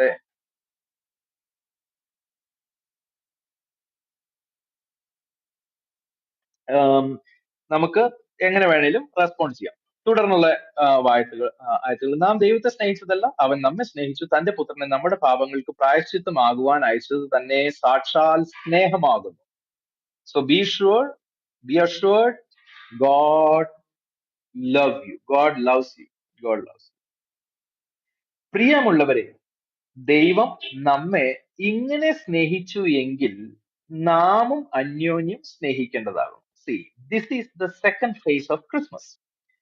അപ്പോ ഈ ദൈവം നമ്മെ സ്നേഹിച്ചു എങ്കിൽ അതിന്റെ റിഫ്ലക്ഷൻ എന്തായിരിക്കണം എന്നുള്ളതാണ്. നമ്മുടെ ജീവിതം എങ്ങനെയാണ് ക്രിസ്തുവിന്റെ സമ്പർക്കത്തിലോട്ട് വരുന്നത് മുഖാന്തരം, ക്രിസ്തുവിൽ വിശ്വസിക്കുന്നത് മുഖാന്തരം നമ്മുടെ ജീവിതത്തിൽ വരേണ്ട മാറ്റത്തെ കുറിച്ചാണ്, അല്ലെങ്കിൽ അതിന്റെ ഒരു നെക്സ്റ്റ് ലെവലിനെ കുറിച്ചാണ് ഇവിടെ പറയുന്നത്. ദൈവം നമ്മെ ഇത്രമാത്രം ആഴമായി സ്നേഹിച്ചു എങ്കിൽ നമുക്ക് ഒരു റെസ്പോൺസിബിലിറ്റി തന്നിരിക്കുകയാണ്, നാമും അന്യോന്യം ഇതുപോലെ സ്നേഹിക്കണം എന്നുള്ളത്.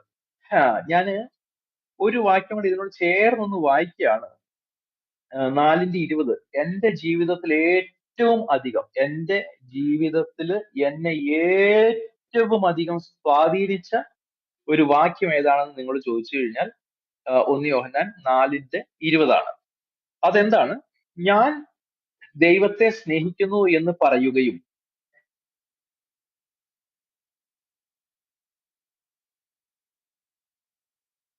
സ്നേഹിക്കാത്തവന് കണ്ടിട്ടില്ലാത്ത സ്നേഹിപ്പാൻ കഴിയുന്നതല്ല. ദൈവത്തെ സ്നേഹിക്കുന്നവൻ സഹോദരനെയും സ്നേഹിക്കണം എന്നീ കൽപ്പന നമുക്ക് അവങ്കൽ നിന്ന് ലഭിച്ചിരിക്കുന്നു. അതിന്റെ ആ വെയിറ്റ് ഉണ്ടല്ലോ, അതൊരു ജീവിതത്തിൽ എന്ത് ഇമ്പാക്റ്റാ നൽകുന്നതെന്നറിയോ? അതായത് ഒരു വ്യക്തി ദൈവത്തോട് പറയാണ്, ദൈവമേ, ഞാൻ നിന്നിൽ വിശ്വസിക്കാൻ തയ്യാറാ, പക്ഷെ എന്റെ ജീവിതത്തില് ആ അയൽവാസി, എന്റെ ആ കൂട്ടുകാരൻ, എന്റെ ആ വ്യക്തി, ഇന്ന വ്യക്തി, ഇവരെല്ലാം എന്റെ ജീവിതത്തിൽ ചെയ്തത് മറക്കാൻ മാത്രം എന്നോട് പറയരുത്, അത്ര മാത്രം അവൻ എന്നോട് ചെയ്തിരിക്കുന്നത് എന്ന് പറഞ്ഞാൽ ദൈവം പറഞ്ഞു, പറ്റത്തില്ല. ഞാൻ നിന്നെ ഇത്രമാത്രം സ്നേഹിച്ചെങ്കിൽ ആ സ്നേഹം നിന്നെ രൂപപ്പെടുത്തുന്നത് പരസ്പരം സ്നേഹിക്കുവാനാണ്. അതുകൊണ്ടാണ് കർത്താവ് പറഞ്ഞത് ശത്രുവിനെ പോലും സ്നേഹിക്കണം. ആ ഒരു ലെവലിലേക്ക് നമ്മളെ ഉയർത്തുവാൻ, അല്ലെങ്കിൽ യേശുക്രിസ്തുവിനോട് ചേർന്ന് നടന്ന അപ്പോസ്തലനായ പത്രോസ് പഠിപ്പിക്കുന്നത് ഇപ്രകാരമാണ്: ക്രിസ്തുവിന്റെ സ്വഭാവത്തിന് പങ്കാളികളായി തീരുവാൻ, അല്ലെങ്കിൽ ദൈവ സ്വഭാവത്തിന് പങ്കാളികളായി തീരുവാൻ ദൈവം നമ്മളെ കുറിച്ച് ആഗ്രഹിക്കുന്നു. സോ നമുക്ക് ലഭിക്കുന്ന പ്രിവിലേജ് എന്താണെന്ന് ചോദിച്ചു കഴിഞ്ഞാൽ, ദൈവത്തിന്റെ സ്വഭാവത്തിന് എന്തെങ്കിലും മോശമുണ്ടെന്ന് ആരും ഒരിക്കലും പറയത്തില്ല. ദൈവം എന്താ പറയുന്നേ, ബൈബിളിൽ പറഞ്ഞൊരു കാര്യമുണ്ടല്ലോ, ദൈവം വെളിച്ചമാകുന്നു, അവനിൽ അന്ധകാരം അല്പം പോലും ഇല്ല. God is light. ദൈവം വെളിച്ചമാണ്, അവനിൽ അന്ധകാരം അല്ലെങ്കിൽ അവനിൽ ഇരുട്ട് അല്പം പോലും ഇല്ല എന്നുള്ളതാണ്. എനിവേ ഞാൻ വിഷയത്തിൽ നിന്ന് ഒത്തിരി അങ്ങോട്ടും ഇങ്ങോട്ടും തെന്നി മാറാൻ ആഗ്രഹിക്കുന്നില്ല. അപ്പോ ഈ 10ാമത്തെ ഇതിനകത്ത് നാം വാക്യത്തിൽ വായിച്ചത്, നാം ദൈവത്തെ സ്നേഹിച്ചതല്ല, അവൻ നമ്മെ സ്നേഹിച്ചു, തന്റെ പുത്രനെ നമ്മുടെ പാപങ്ങൾക്ക് പ്രായശ്ചിത്തമാകുവാൻ അയച്ചത് തന്നെ സാക്ഷാൽ സ്നേഹമാകും. അടുത്തത്, പ്രിയമുള്ളവരെ, ദൈവം നമ്മെ ഇങ്ങനെ സ്നേഹിച്ചുവെങ്കിൽ നാമും അന്യോന്യം സ്നേഹിക്കേണ്ടതാകുന്നു. അപ്പോ ഈ ഒരു സാഹചര്യത്തിൽ നമുക്ക് ഈ സന്ദേശം ഏറ്റെടുക്കാം. ഈ ക്രിസ്മസിന്റെ ഈ സീസണില് ദൈവം നമ്മെ ആ സ്നേഹിച്ച സ്നേഹത്തെ നമുക്ക് എക്സ്പീരിയൻസ് ചെയ്യാം. നമുക്ക് അതിനായിട്ട് ദൈവത്തോട് നന്ദി പറയാം. ദൈവമേ, എന്നെ ഇത്രമാത്രം ആഴമായി സ്നേഹിക്കാൻ എന്നിൽ ഒരു യോഗ്യതയും ഇല്ലായിരുന്നു, എങ്കിലും നീ എന്നെ ഇത്രമാത്രം ആഴമായി സ്നേഹിച്ചല്ലോ, ക്രിസ്തുവിനെ എനിക്ക് വേണ്ടി നൽകി തന്നല്ലോ, അതിനായിട്ട് അങ്ങേക്ക് നന്ദി എന്ന് പറയുന്നതോടൊപ്പം തന്നെ നമ്മുടെ തൊട്ട് അടുത്ത് താമസിക്കുന്ന, അല്ലെങ്കിൽ നമ്മുടെ അയൽവക്കക്കാരോട്, നമ്മുടെ കുടുംബക്കാരോട്, നമ്മുടെ പ്രിയപ്പെട്ടവരോട്, അല്ലെങ്കിൽ നമ്മുടെ ഈ റൂമിൽ വരുന്ന സഹോദരങ്ങളോട്, അത് ഏത് മതക്കാരായിരുന്നാലും നമുക്ക് ഒരു ഒരു ഒരു സന്ദേശം കൂടെ നമുക്ക് റിഫ്രഷ് ചെയ്ത് ഏറ്റെടുക്കാം. അന്യോന്യം സ്നേഹിക്കാൻ കർത്താവെ, കഴിഞ്ഞ നാളുകളേക്കാൾ ഉപരിയായിട്ട് എനിക്ക് നിന്റെ കൃപ ആവശ്യമാണ്. അങ്ങനെ നമ്മൾ ഒരു റീഡെഡിക്കേറ്റ് ചെയ്യുമ്പോൾ ഈ ക്രിസ്മസ് നമ്മുടെ ജീവിതത്തിൽ സാർത്ഥക് ആവുമെന്ന് വേണമെങ്കിൽ പറയാം, അല്ലെങ്കിൽ അത് അതിന്റെ മീനിങ് ഫുൾ വേയില് നമുക്ക് സെലിബ്രേറ്റ് ചെയ്യാനായിട്ട് പറ്റും. ഓക്കെ, ദൈവത്തെ ആരും ദൈവം നമ്മെ ഇങ്ങനെ സ്നേഹിച്ചുവെങ്കിൽ നാമും അന്യോന്യം സ്നേഹിക്കേണ്ടതാകും. ദൈവത്തെ ആരും ഒരു നാളും കണ്ടിട്ടില്ല, നാം അന്യോന്യം സ്നേഹിക്കുന്നുവെങ്കിൽ ദൈവം നമ്മിൽ വസിക്കുന്നു. ഓക്കെ, ബൈബിളിന്റെ പ്രത്യേകത അറിയാമല്ലോ. ബൈബിളിൽ പറയുന്ന ഒരു കാര്യം എന്താണെന്ന് വെച്ച് കഴിഞ്ഞാല്, ദൈവം തന്റെ സാന്നിധ്യം നമ്മുടെ ജീവിതത്തിൽ നൽകുന്നു എന്നുള്ളതാണ്. ഇപ്പോ യേശുക്രിസ്തു പഠിപ്പിച്ച വചനങ്ങളും അതുപോലെ തന്റെ ശിഷ്യന്മാര് പഠിപ്പിച്ച വചനമൊക്കെ നമുക്കറിയാമല്ലോ. നിങ്ങൾ അറിയുന്നില്ലയോ, നിങ്ങളുടെ ശരീരം പരിശുദ്ധാത്മാവിന്റെ മന്ദിരമാണ്, you are the temple of God. നമ്മുടെ ശരീരത്തെക്കുറിച്ച് ദൈവം വിലയിരുത്തുന്നത് നമ്മുടെ ശരീരം ദൈവത്തിന്റെ മന്ദിരം ആണ് എന്നുള്ളത്. മനുഷ്യന്റെ കൈകളാൽ നിർമ്മിതമായ ഒരു പ്രത്യേക നല്ല സ്റ്റൈലിൽ പണിതാൽ നല്ല കെട്ടുറപ്പുള്ള ഒരു ഒരു ബിൽഡിങ്ങിൽ ദൈവം വസിക്കുന്നു, അങ്ങനെയല്ല. വചനത്തില്, പ്രത്യേകിച്ച് ന്യൂ ടെസ്റ്റ്മെന്റിൽ നമുക്ക് കാണാനായിട്ട് പറ്റുന്നത്, നമ്മിൽ വസിക്കുന്നവനായ, അല്ലെങ്കിൽ നമ്മുടെ ജീവിതത്തിൽ ദൈവ സാന്നിധ്യം നൽകുന്ന നമ്മുടെ ശരീരത്തെ, നമ്മുടെ ജീവിതത്തെ തന്റെ മന്ദിരമായി നമ്മിൽ വസിക്കുന്ന ആ സന്നിധിയായിട്ട് അവൻ അതിനെ കണക്ക് കൂട്ടുന്നു എന്നുള്ളത് തന്നെ നമ്മളെക്കുറിച്ച്, അല്ലെങ്കിൽ നമ്മുടെ ജീവിതത്തിന് ദൈവം എത്രമാത്രം വിലയാണ് കൽപ്പിച്ചിരിക്കുന്നത് എന്നുള്ളതിന്റെ ഒരു തെളിവാണ്. അപ്പോൾ ക്രിസ്തു നിങ്ങളിൽ വസിക്കുന്നു എന്ന് പറയുമ്പോൾ അത്രമാത്രം വിലയാണ്, അത്രമാത്രം ശ്രേഷ്ഠമുള്ളതാണ് നമ്മുടെ ഓരോരുത്തരുടെയും ജീവിതം എന്നാണ് യേശു ക്രിസ്തു അല്ലെങ്കിൽ തന്റെ വചനത്തിലൂടെ വെളിപ്പെടുത്തുന്നത്. അതുകൊണ്ട് എന്നെ കേൾക്കുന്ന എല്ലാവരും ഒരു കാര്യം മനസ്സിലാക്കുക, നമ്മുടെ എല്ലാം ജീവിതം എന്നുള്ളത്, നമ്മുടെ ശരീരം, നമ്മുടെ മനസ്സ്, നമ്മുടെ ആത്മാവ്, നമ്മുടെ ഹൃദയം, ഇതെല്ലാം ദൈവമുമ്പാകെ ഏറെ വിലയുള്ളതാണ്. അതുകൊണ്ട് തന്നെയാണ് ദൈവത്തിന്റെ വചനത്തിൽ പറയുന്നത്, you are the apple of his eyes.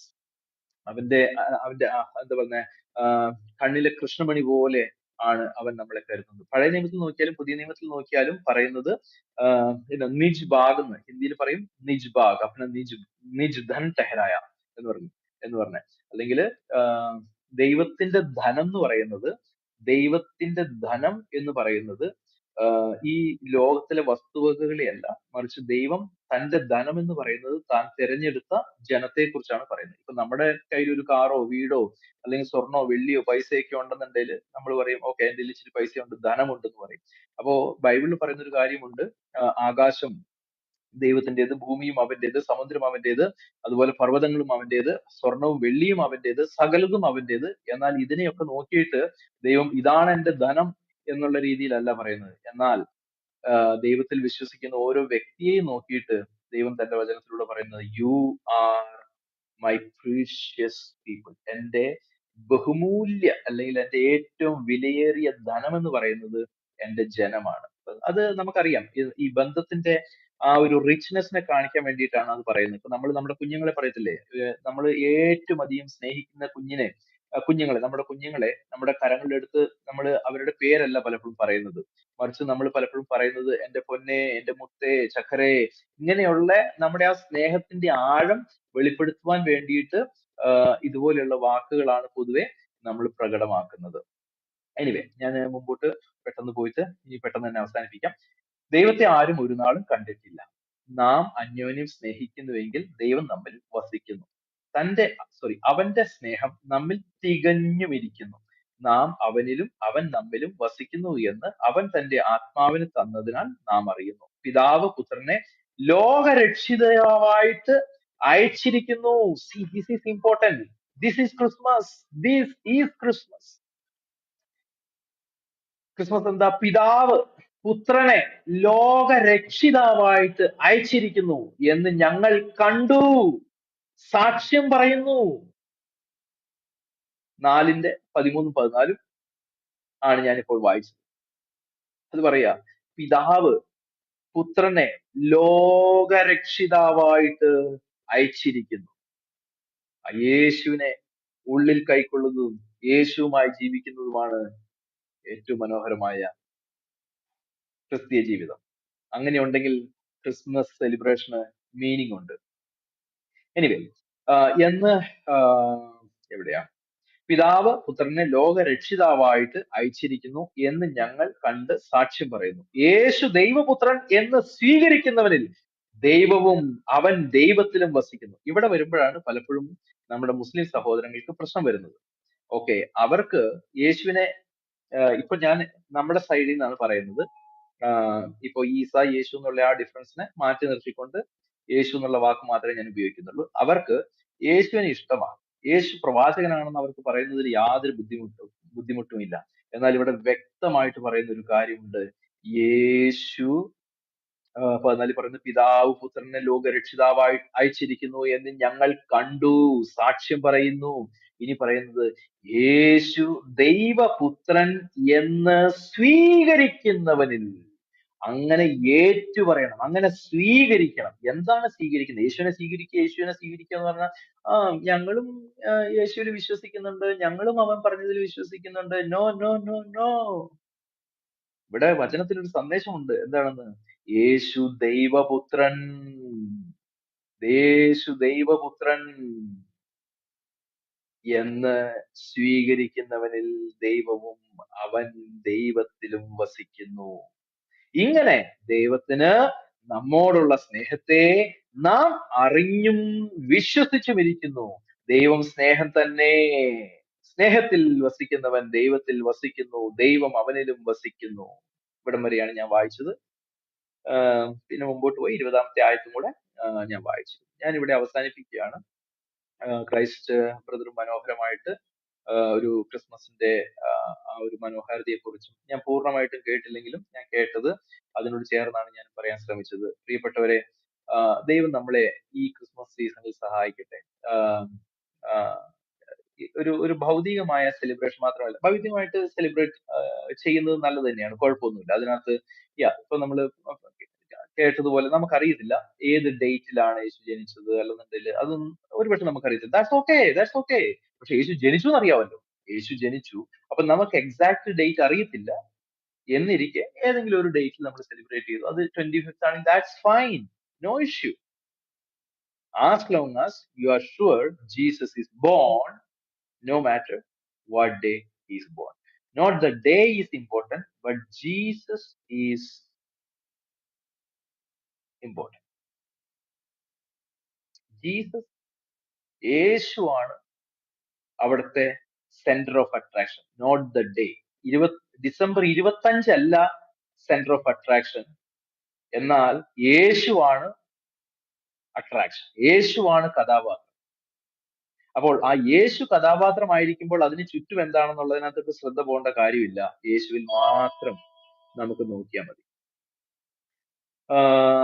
Anyway, അപ്പോ ഞാനിവിടെ അവസാനിപ്പിക്കുന്നു.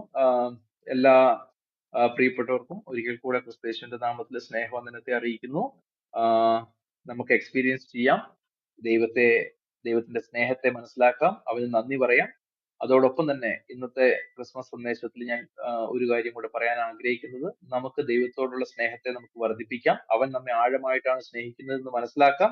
അതോടൊപ്പം തന്നെ നമുക്ക് പരസ്പരമുള്ള നമ്മുടെ സ്നേഹത്തെയും നമുക്ക് വർദ്ധിപ്പിക്കാം. നമുക്ക് നമ്മുടെ കുടുംബത്തിലെ, നമ്മുടെ ഭാര്യ ഭർത്താവ്, നമ്മുടെ കുഞ്ഞുങ്ങളോടുള്ള, നമ്മുടെ മാതാപിതാക്കളോടുള്ള, നമ്മുടെ അയൽവക്കക്കാരോടുള്ള, നമ്മുടെ സ്നേഹിതരോട്, നമ്മളെ വെറുക്കുന്നവരോട് പോലുമുള്ള സ്നേഹത്തെ നമുക്ക് വർദ്ധിപ്പിക്കാം. അതിനായിട്ട് നമുക്ക് പരിശ്രമിക്കാം, പ്രാർത്ഥിക്കാം. ഈ റൂമിലിരിക്കുന്ന എല്ലാവർക്കും ദൈവം അതിനായിട്ട് കൃപ തരട്ടെ. നിങ്ങൾക്ക് എല്ലാ നന്മകളും നേരുന്നു, ക്രിസ്മസ് ആശംസകളും നേരുന്നു. ദൈവം എല്ലാവരെയും അനുഗ്രഹിക്കട്ടെ. God bless you. Thank you എക്യു brother, thank you so much. നല്ല സ്നേഹം കൊണ്ട് നിറഞ്ഞ ഒരു മെസ്സേജ് ആയിരുന്നു. കർത്താവായ യേശു ക്രിസ്തുവിന്റെ സ്നേഹത്തെ വെളിപ്പെടുത്തുന്ന ഒരു മെസ്സേജ് ആയിരുന്നു എക്യു ബ്രദർ പറഞ്ഞത്. Praise the Lord. ഞാൻ ഒരു ഒറ്റ പോയിന്റ് ജസ്റ്റ് ഒന്ന് ആഡ് ചെയ്തോട്ടെ. നമ്മുടെ കർത്താവായ യേശു ക്രിസ്തുവിനെ കുറിച്ച് വിശദമായിട്ട് തന്നെ ഈ മെസ്സേജിൽ ഉണ്ടായിരുന്നു. കർത്താവായ യേശു ക്രിസ്തു താൻ അവകാശപ്പെട്ടത്, താൻ പറഞ്ഞത്, ഞാൻ സ്വർഗത്തിൽ നിന്നും ഇറങ്ങി വന്നിരിക്കുന്ന ജീവന്റെ അപ്പമാകുന്നു എന്നാണ്. ഈ പ്രയോഗം അഥവാ കർത്താവിന്റെ ഈ ക്ലെയിം ഒരു കാര്യം ഈ ഭൂമിയിലുള്ള സകല മാനവരാശിക്കും ഒരു മുന്നറിവ് അല്ലെങ്കിൽ ഒരു മുന്നറിയിപ്പ് തരുന്നതാണ്. സാക്ഷാൽ യേശു ക്രിസ്തു സ്വർഗത്തിൽ ഇരുന്നവനും സ്വർഗത്തിൽ വസിച്ചവനും എന്നാൽ ഈ ഭൂമിയിൽ ഒരു ഉദ്ദേശത്തോടുകൂടെ വന്നവനുമാണ് കർത്താവായ യേശു ക്രിസ്തു. ഇനി മറ്റൊരു കാര്യം കൂടി ഞാൻ എന്റെ കേൾവിക്കാരുടെ മുൻപിൽ പറയാൻ ആഗ്രഹിക്കുന്നത്, ഈ ലോകത്ത് അനേക മതങ്ങളുണ്ട്, മതഗുരുക്കന്മാരൊക്കെ വന്നിട്ടുണ്ട്, അവരൊക്കെ സന്ദേശങ്ങൾ ആ മതങ്ങളിൽ നൽകിയിട്ടുണ്ട്. അവരൊക്കെയും പറയുന്നത് സന്മാർഗം കാണിക്കാനായിട്ടാണ് താൻ വന്നിരിക്കുന്നതെന്ന് ആ മതഗുരുക്കന്മാർ പറഞ്ഞിട്ടുണ്ട്. പക്ഷെ ഒരു കാര്യം വളരെ ശ്രദ്ധേയമാണ്. ഈ മതഗുരുക്കന്മാരെല്ലാം ഈ ഭൂമിയിൽ നിന്ന് ജനിച്ച് ഒരു പ്രായം എത്തിയപ്പോൾ അവര് ഗുരുവായി മാറി. അങ്ങനെയൊക്കെയാണ് അവർ ഗുരുവായി മാറി. അങ്ങനെയാണ് അവരൊക്കെ പഠിപ്പിക്കൽ അല്ലെങ്കിൽ അവരുടെ ടീച്ചിങ്സ് ആരംഭിച്ചത്. എന്നാൽ എന്തുകൊണ്ട് ലോക മതങ്ങളിൽ നിന്നും ക്രിസ്ത്യാനിറ്റി, ക്രിസ്തു മാർഗമാണ്, മതമല്ല. ഒന്നുകൂടി ഊന്നൽ പറയട്ടെ, ക്രിസ്തു മാർഗമാണ്, ക്രിസ്തു മതമല്ല. അത് ആരെങ്കിലും തെറ്റിദ്ധാരണ ഉണ്ടെങ്കിൽ അത് മാറ്റിക്കൊള്ളുക. ക്രിസ്തു മാർഗമാണ്, ക്രിസ്തുവാണ് മാർഗം. സ്വർഗത്തിലേക്ക് പോകാനുള്ള ഏക മാർഗം ക്രിസ്തുവാണ്. യേശു ക്രിസ്തുവിൽ മാത്രമാണ് വഴി. അപ്പോൾ യേശു ക്രിസ്താവ് പറഞ്ഞത്, ഞാൻ സ്വർഗത്തിൽ നിന്നും താഴെ ഇറങ്ങി വന്നവനാണ് നമ്മുടെ കർത്താവായ യേശു ക്രിസ്തു. അപ്പോൾ നേരത്തെ ഇക്യു ബ്രദർ വളരെ വിശദീകരിച്ച് പറഞ്ഞത് കൊണ്ട് ഞാൻ അതിന്റെ ഡീറ്റെയിലേക്കൊന്നും പോകുന്നില്ല. സാക്ഷാൽ ദൈവത്തിന്റെ സ്നേഹം വെളിപ്പെടുത്തുവാനായിട്ട് യേശു ക്രിസ്തു ഭൂമിയിൽ വന്നു. ദൈവത്തെ ആരും ഒരു നാളും കണ്ടിട്ടില്ല എന്നാണ് പറയുന്നത്. എന്തുകൊണ്ടാണ് ബൈബിൾ അങ്ങനെ പറയുന്നത്? എന്തുകൊണ്ടാണ് ദൈവത്തെ ആരും ഒരു നാളും കണ്ടിട്ടില്ല എന്ന് പറയുന്നത്? ദൈവം സത്തയിൽ ആത്മാവാകുന്നു. ദൈവം ആത്മാവാകുന്നു. ആത്മരൂപനായ ദൈവത്തെ മാനുഷിക ദൃഷ്ടികൾ കൊണ്ട് കാണാൻ അസാധ്യമാണ്. ഒന്നുകൂടി പറയട്ടെ, ആത്മാവാകുന്ന ദൈവത്തെ മാനുഷിക ദൃഷ്ടികളാൽ, കാഴ്ചയാൽ കാണാൻ അസാധ്യമായവനായതുകൊണ്ട് മനുഷ്യർക്ക് ദൈവത്തെ വെളിപ്പെടുത്തുവാൻ കർത്താവായ യേശു ക്രിസ്തു ഭൂമിയിൽ വന്നു. യേശു ക്രിസ്തു പൂർണ്ണ ദൈവമായി തന്നെ ദൈവത്തെ വെളിപ്പെടുത്തിയതാണ് കർത്താവായ യേശു ക്രിസ്തു. അപ്പൊ ഒരു കാര്യം ഇവിടെ വ്യക്തമാക്കി ഞാൻ ചൂണ്ടിക്കാണിക്കുന്നത്, ഈ ലോകത്തിൽ അനേകം മതങ്ങളുണ്ടെങ്കിലും ഗുരുക്കന്മാരുണ്ടെങ്കിലും അവരെല്ലാവരും ഭൂമിയിൽ നിന്നുള്ളവരാണ്. എന്നാൽ യേശു ക്രിസ്തു അവരിൽ നിന്നും, മതങ്ങളിൽ നിന്നും, ഭൂമിയിലെ മതത്തിന്റെ ഗുരുക്കന്മാരിൽ നിന്നും വേറിട്ട് നിൽക്കുന്നതിന്റെ കാരണം, ആകാശത്തെയും ഭൂമിയെയും സകലത്തെയും സൃഷ്ടിച്ച സൃഷ്ടികർത്താവായ ദൈവം മനുഷ്യരൂപത്തിൽ മനുഷ്യരുടെ ഇടയിലേക്ക് ഇറങ്ങി വന്ന സത്യമാണ് കർത്താവായ യേശുക്രിസ്തു. ഈ കർത്താവായ യേശുക്രിസ്തുവിന്റെ വാക്കുകളാണ് ഈ ഭൂമിയിലുള്ള ഓരോ മനുഷ്യനും കേൾക്കേണ്ടതും അനുസരിക്കേണ്ടതും. യേശുക്രിസ്തു എന്തു പറഞ്ഞു എന്നുള്ളതാണ് നമ്മുടെ ജീവിതത്തിലെ ഏറ്റവും വലിയ പ്രാധാന്യം. മതം എന്തു പറഞ്ഞു എന്നല്ല, മതത്തിൽ വന്ന വ്യക്തികൾ എന്തു പറഞ്ഞു അല്ല വിഷയം. സ്വർഗത്തിൽ നിന്നും ഇറങ്ങി വന്ന കർത്താവായ യേശുക്രിസ്തു എന്തു പറഞ്ഞു എന്നുള്ളതാണ് ഓരോ മനുഷ്യന്റെയും സീരിയസ് ആയി ചിന്തിക്കേണ്ടതും അനുസരിക്കേണ്ടതുമായ ഏറ്റവും പ്രധാനപ്പെട്ട വിഷയം. അതുകൊണ്ട് ഞാൻ എൻ്റെ വാക്കുകളെ ചുരുക്കട്ടെ. കർത്താവായ യേശുക്രിസ്തുവിന്റെ ജനനം എന്ന് പറയുന്നത് എനിക്കും കേൾവിക്കാരായ നിങ്ങൾക്കും ഈ ഭൂമിയിലുള്ള എല്ലാ മനുഷ്യർക്കും ഒരു മഹാ സന്തോഷമാണ്. ലൂക്കോസിന്റെ സുവിശേഷം 4-ാം അധ്യായത്തിൽ ഇങ്ങനെ ഒരു വാക്യമുണ്ട്. തുടക്ക വാക്യങ്ങൾ പറയുന്നുണ്ട്, ആട്ടിടയന്മാർ അവിടെ ആടുകളെ മേയിച്ചുകൊണ്ട് വെളിമ്പ്രദേശത്ത് പാർത്തുകൊണ്ടിരുന്ന സന്ദർഭത്തിൽ സ്വർഗത്തിൽ നിന്നും മാലാഖ ഇറങ്ങി വന്ന്, ഗബ്രിയേൽ ദൂതൻ, ഒരു കൂട്ടം മാലാഖമാരെല്ലാം ആ സാന്നിധ്യം ഉണ്ടായിരുന്നു. അപ്പോൾ അവരോട് പറഞ്ഞത്, സർവ മനുഷ്യർക്കും, ശ്രദ്ധിക്കണേ, ആ പ്രയോഗം ഒന്നുവിടാതെ നിങ്ങൾ ശ്രദ്ധിക്കണം. അവിടെ പറഞ്ഞിരിക്കുന്നത് സർവ മനുഷ്യർക്കും ഉണ്ടാകുവാനുള്ള ഒരു മഹാസന്തോഷം. എന്താണ് ആ മഹാസന്തോഷം? അതിനെയാണ് നാം ഇന്ന് ചിന്തിക്കേണ്ടത്. ആ മഹാസന്തോഷം എന്ന് പറയുന്നത്, രക്ഷിതാവായ കർത്താവായ യേശുക്രിസ്തു ദാവീദിന്റെ പട്ടണത്തിൽ നിങ്ങൾക്കായി ജനിച്ചിരിക്കുന്നു. ആർക്ക് വേണ്ടിയാണ് ജനിച്ചത്? ഈ നിങ്ങൾ എന്നുള്ള പ്രയോഗം സകല മാനവരാശിയെ ഉൾപ്പെടുത്തിയിട്ടാണ് നിങ്ങളെന്ന് സ്വർഗത്തിലെ ദൂതനായ ആ ഗബ്രിയേൽ മാലാഖ പറയാൻ കാരണം. അപ്പോ ഒരു കാര്യം ഇവിടെ വ്യക്തമാണ്. എന്താണ്? യേശു കർത്താവിന്റെ ജനനം എന്ന് പറയുന്നത് സർവ മാനവരാശിക്ക് ഉണ്ടാകുവാനുള്ള ഒരു മഹാസന്തോഷമാണ്. മഹാസന്തോഷം. ഞാൻ സ്പെസിഫിക് ആയിട്ട് ആ വേർഡിനെ എപ്പോഴും ഓർത്ത് സ്തോത്രം ചെയ്യാറുണ്ട്. എന്താണെന്നറിയാമോ? മഹാസന്തോഷമാണ് യേശു ക്രിസ്തുവിന്റെ ഭൂമിയിലുള്ള ജനനം. ആർക്കു വേണ്ടി? നമുക്ക് വേണ്ടി. യേശുക്രിസ്തുവിനെ രക്ഷിതാവായി സ്വീകരിക്കുന്ന ഓരോ വ്യക്തിയുടെ ഹൃദയത്തിൽ ദൈവം ആ മഹാസന്തോഷം കൊണ്ട് നിറയ്ക്കും. ഇത് സത്യമാണ്.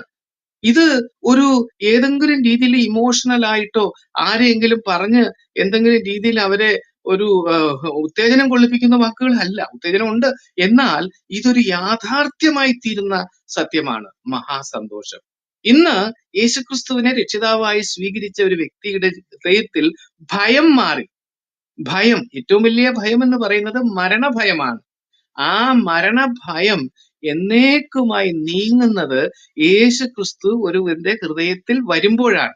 ആ വ്യക്തിയുടെ ജീവിതത്തിൽ യേശുക്രിസ്തു വന്നു കഴിഞ്ഞാൽ അവന് മഹാസന്തോഷം കൊണ്ട് നിറയുകയും അനുദിന ജീവിതത്തിൽ യേശുക്രിസ്തുവിന്റെ വചനങ്ങളെ വിശ്വസിച്ചുകൊണ്ട് സന്തുഷ്ടനായി സമാധാനത്തോടു കൂടി ജീവിക്കാൻ സാധ്യമായി തീരുന്ന ഒരു സത്യമാണ്.